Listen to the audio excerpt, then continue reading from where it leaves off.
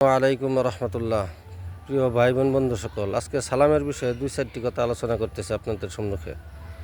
সালামের কথা বিশেষ করে আমরা প্রায় মানুষই জানি যে সালাম আগে দেওয়ার বহুত ফায়দা, বহুত লাভ। তারপরেও আমাদের মধ্যে অধিকাংশ মানুষই আছে যে সালাম নিজে আগে দিতে চায় না, অন্য জনের দেওয়ার আশায় বসে থাকে নিজে সালাম নেওয়ার জন্য।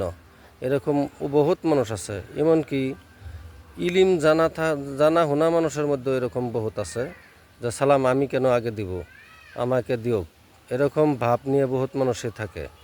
আসলতে সালাম আগে দিলে যে কত ফায়দা এটা জানার পরেও এরকম করে, হয়তো অহংকারের জন্য করতে পারে, জানি না, আল্লাহ মাফ করুক। কিন্তু সালামের যে 3টি ফায়দা আগে দেওয়ার কারণে, একটি ফায়দা হইল যে নবী পাক সাল্লাল্লাহু আলাইহি সাল্লাম উনি সব সময় আগে সালাম দিতেন, ওনার আগে কোনো মানুষে সালাম দিতে পারে নাই। 1 নম্বরে আমার নবীজির আদেশ মতে, নবীজির তরিকার মতে, নবীজির সুন্নত মতে হইল। দ্বিতীয়তে, কোনো ব্যক্তি যদি সালাম দেয় তাহলে ওই সালাম আদান প্রদান করার কারণে উভয় পক্ষে দোয়া করা হইল, উভয়ের জন্য দোয়া করা হইল।